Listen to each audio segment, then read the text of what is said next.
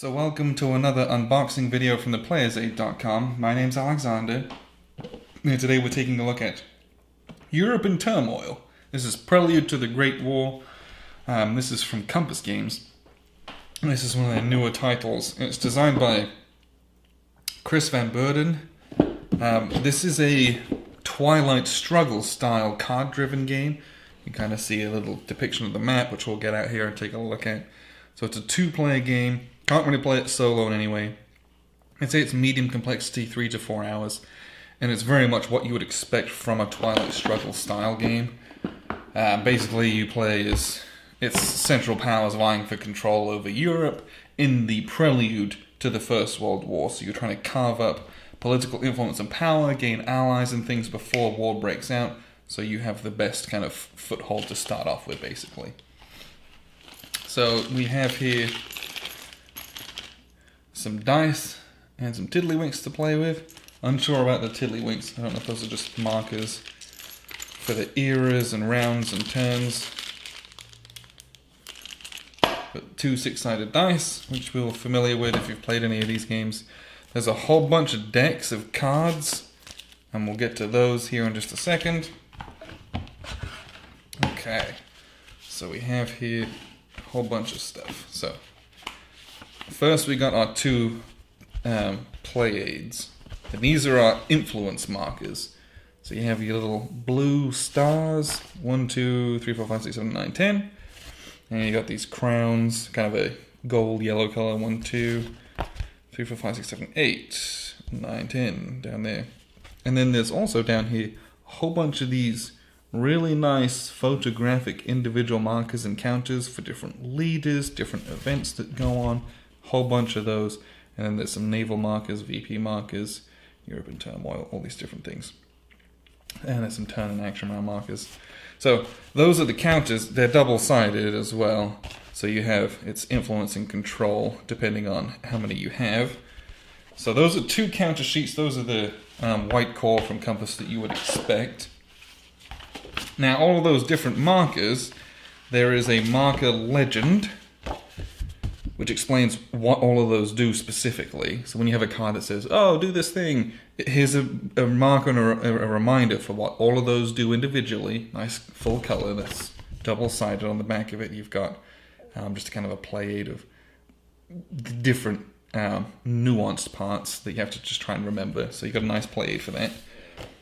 The back of the rulebook does have another marker legend if you've got this under a plexi, you've still got one that you can look at. You're not totally hosed. The other aspect of this is you've got a naval arms race. I don't know if this is anything like the space race. I don't know if that's the case. Based on it being called a race, that's probably the case. But it's trying to get you, so you've got pre-dreadnoughts. Oh, the French pre-dreadnoughts were hideous. That's just a side note. So you're trying to get your naval tech up, which looks like it gains you a lot of victory points.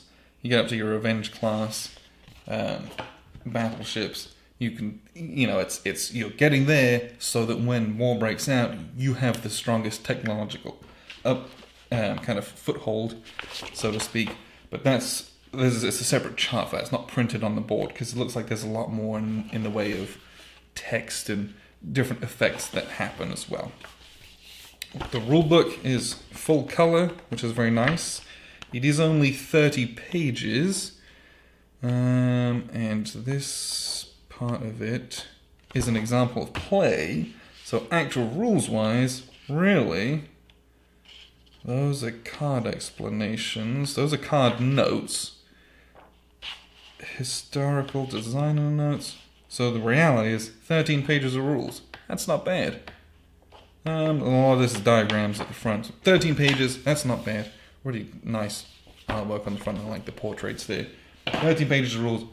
I'm sure if we've played things like Twilight Struggle, we'll have a good concept at least of what the rules are supposed to do and be.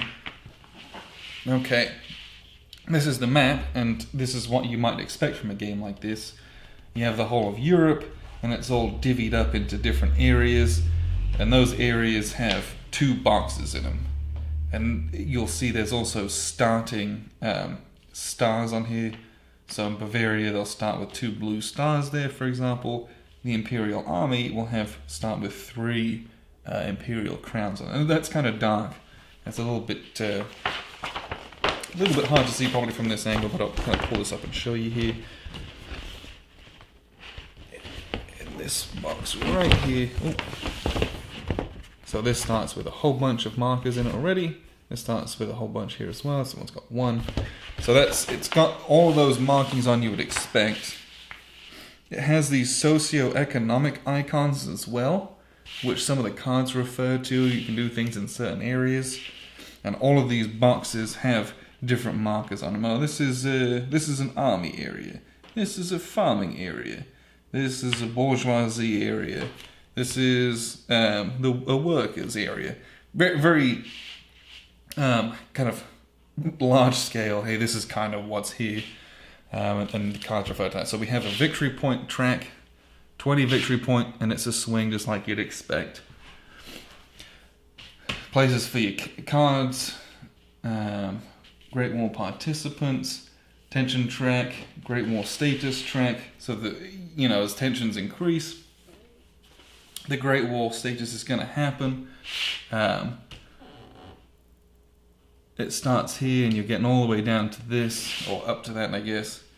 And that's, how far along are we going to actually be doing? When's the war going to break out? So these cards, this is probably just some of the other ones. All right, let's open these. He says, not being able to open them. All right. So they have this nice back. It's got that same artwork on it. So, and the game is divided up. It's not just mid-war, early war, late war. It's the Victorian era, the Edwardian era, and the Georgian era. So these are some Victorian era cards. Turpeds. So cool. But yeah, you got good photographs, illustrations from the area, scoring cards, some, different propaganda cartoons and things like that. These are the rest of the...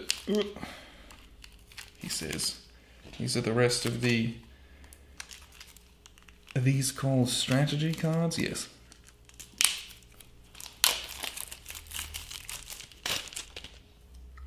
Nice brick of cards. So these are Georgian era. You can see they've got this gold band on them, and they've got King George on them. So these are all the Georgian era cards. Alright, and we would set those aside. These are the Edwardian. This is somewhat mixed up. So here's Victorian era, Edwardian era cards, mostly. Look through these, don't just split them up. And then here's all the rest of the Victorian era cards as well. You can see you've got your value on them. They've got an event that you might or might not do depending on which one. And then you'll be triggering them. So you've got these neutral events. This is an allied one, or an Entente one, and then an Axis one. Very simple. And it dictates where and when you do things, whose event triggers what. And it's trying to gain influence over these. When you score, you get the victory points, and it's who's got the most victory points at the end of your game, basically. We do have these mobilization cards. This is something new. And this is place enough liberal SPs in each non-authoritarian controlled worker space in the scoring region for control. So these are the things that refer to a lot of these socio-economic icons. Mobilization cards. Playable only if Balkans and or Austria-Hungary belong to the Central Powers. Place enough liberal SPs in one Balkan space for control. So this is another way to kind of fight that fight on different fronts and kind of get in and out of doing things that you might not normally have access to. So there's a whole bunch of stuff there. But really, it's a very similar type of game, in the style at least, and in your card play. A little bit of nuance and a little bit of change, but it's trying to gain control of all of Europe, different areas. So when war breaks out, because I think it always will, or if it doesn't, things have gone terribly, but but it's the prelude to war. You're trying to influence Europe so much that if war breaks out, if and when, you are in the strongest position in it, and you can kind of end it swiftly, or, whatever outcome you're trying to go for. So this is Europe in Turmoil. It's that style of Twilight struggle game, very much so, with some nice added chrome to it. It's a good looking game, at least from the card stands. I like the historical pictures. To me, that helps bring to life some of what's actually going on, especially for a game that's about a topic that's now over 100 years old, as kind of crazy as that is to believe. So that's Europe in Turmoil from Compass Games. We're excited to get this one played. So we appreciate this copy. We'll get this played and get a review for this coming soon. So thanks for tuning in, and I've been Alexander from theplayersaid.com.